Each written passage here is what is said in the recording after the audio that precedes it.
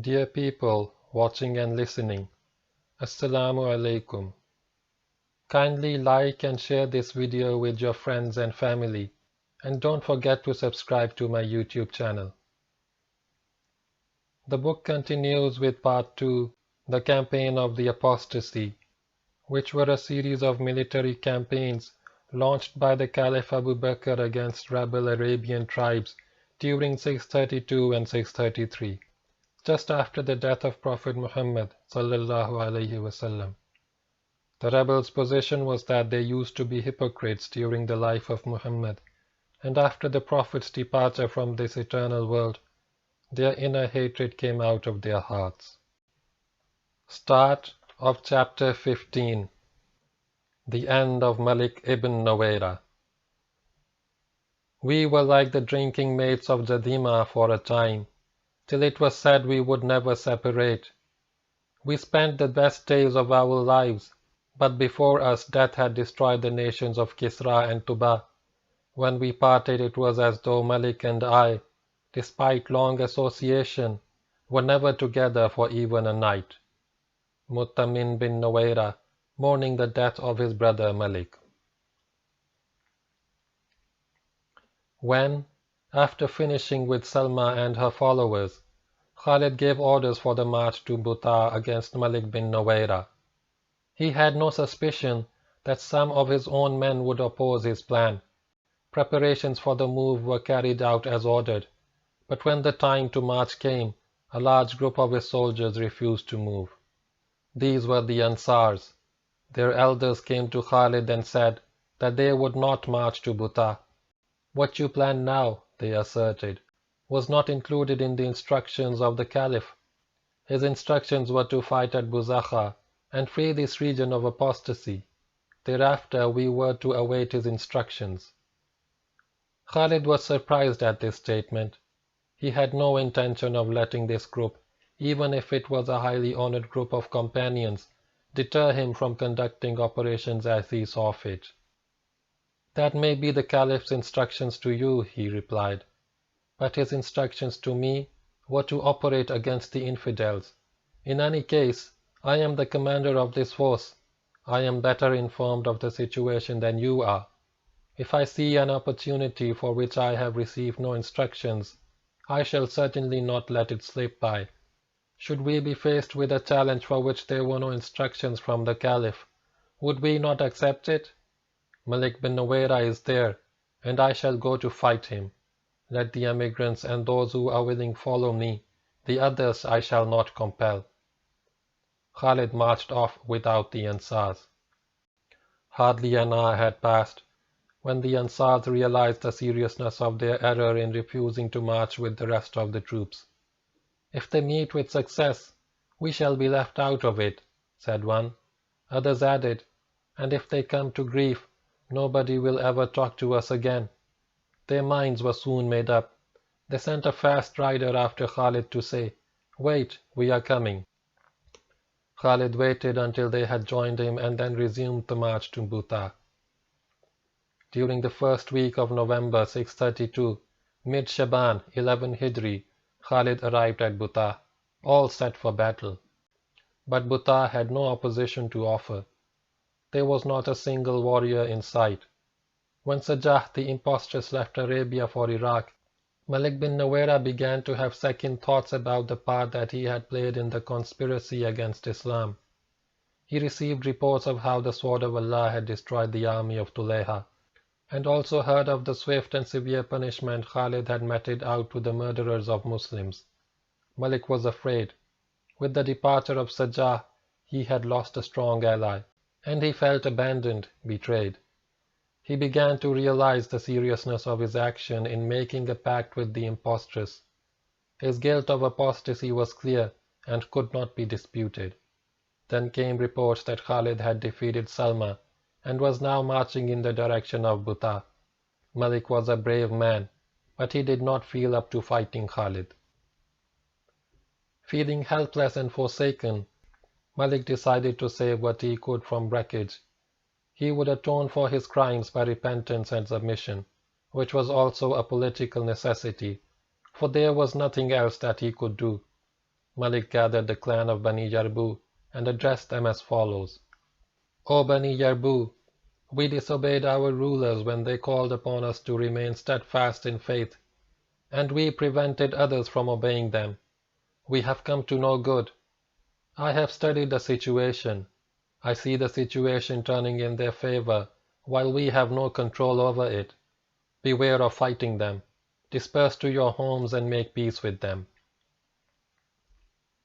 Under these orders his warriors dispersed. Malik then went quietly to his house, not far from Mutah, to be consoled by the charming Layla.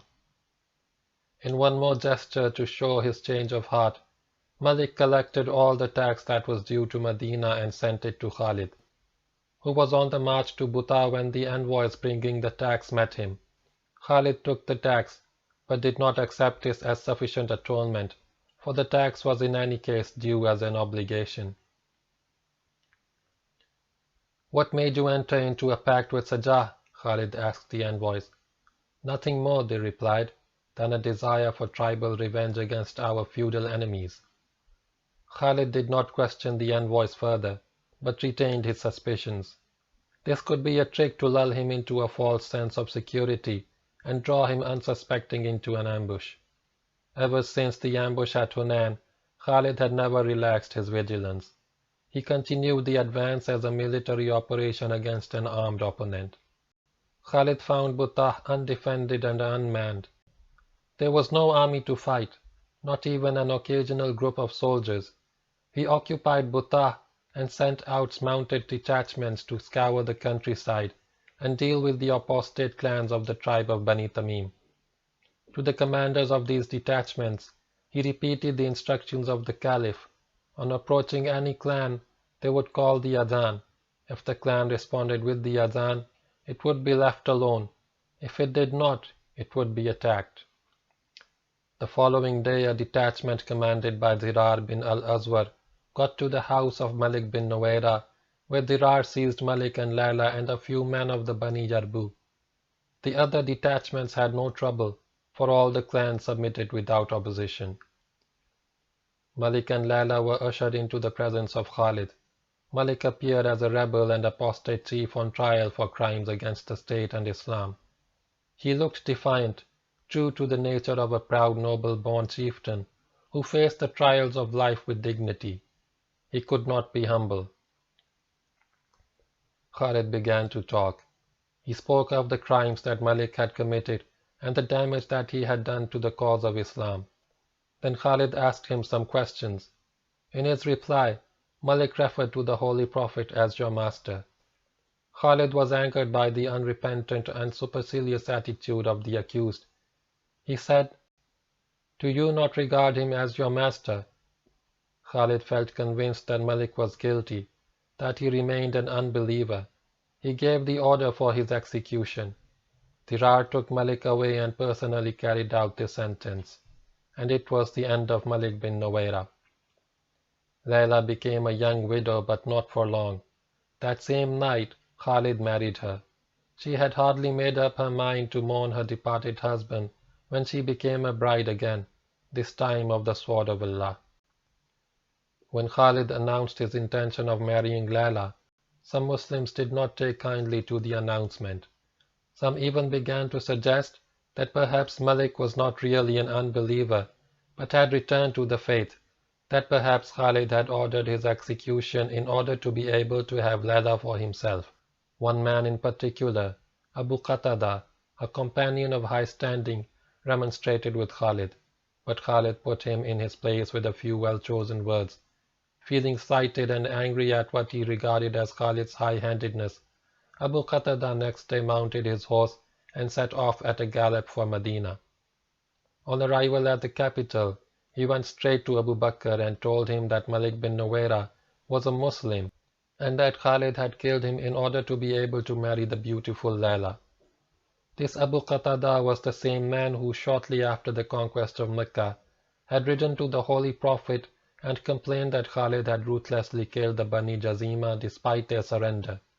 His disapproval of Khalid was not new.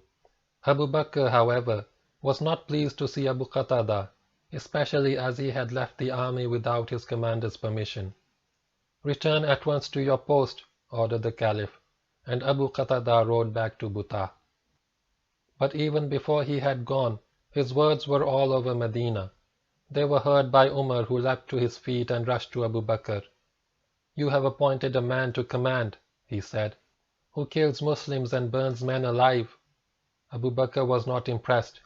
He had clear evidence of Malik's distributing the tax money on getting news of the Prophet's death and of his pact with Sajah. There was no doubt about Malik's apostasy. As for burning men alive, the Caliph had himself ordered that those apostates who had burnt Muslims alive would be treated in like manner. Khalid had burnt no others. Umar continued, "There is a tyranny in the sword of Khalid. He should be brought home in fetters. Dismiss the man." Abu Bakr knew that there was little love left between these two great men. "O Umar," he replied firmly, "keep your tongue off Khalid. I shall not sheathe the sword that Allah has drawn against the infidels." By now, Khalid was being commonly referred to as the sword of Allah. Umar persisted, "But this enemy of Allah has killed a Muslim and taken his wife." Abu Bakr agreed to go into the matter. He sent for Khalid. By now Khalid had come to know of the resentment that his actions had aroused. He shrugged it off with the words, "When Allah decides a matter, it is done." Anyway, a little criticism did not worry Khalid. Then came the summons of the Caliph to present himself at Medina. Khalid guessed that this was connected with the allegations against him, and he was now more than a little worried. On arrival at Medina, Khalid went straight to the mosque. In those early days, the mosque was not merely a place of worship. It was also a meeting place, an assembly hall, a school, a place of rest, and the center of civic activity. Khalid was wearing an arrow in his turban as an adornment, and this made him look a bit of a dandy. For most Muslims preferred simplicity in their dress and avoided all forms of ostentation. Umar was in the mosque and saw Khalid. Livid with anger, he walked up to Khalid, tore the arrow from the Khalid's turban and broke it into two. "You killed a Muslim and snatched his wife," Umar shouted. "You ought to be stoned to death."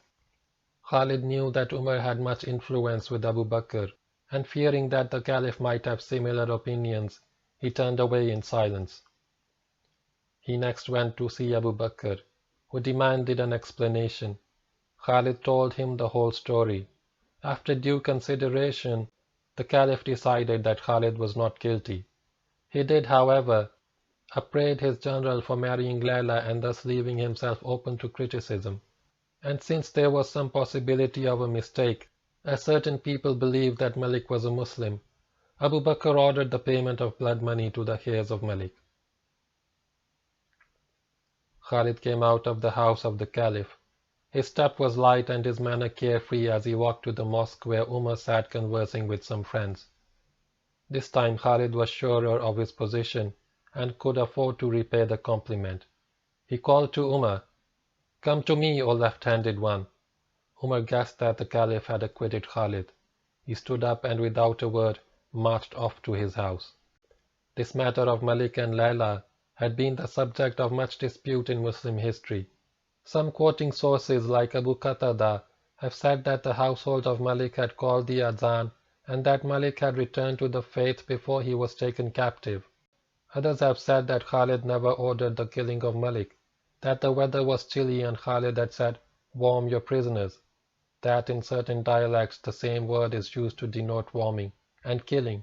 Thus Tirar misunderstood Khalid's order and went and killed Malik. These versions of the story are, in all probability, not true. They have been offered by factions, one to explain away Umar's hostility towards Khalid, and the other to clear Khalid of the possible guilt of murdering a Muslim. There is no doubt about the apostasy and sedition of Malik bin Nawaira, his distribution of the tax money, his pact with Sajah, and the participation of his warriors on his orders in the depredations of Sajah. All historians have, without exception, reported these incidents as facts. There is also no doubt in the mind of this writer that Khalid ordered the killing of Malik and did so with the honest and sincere conviction that Malik was an apostate and a traitor, but suspicion continued to lurk in the minds of some Arabs, certainly in the mind of Umar, that this was a crime de passion.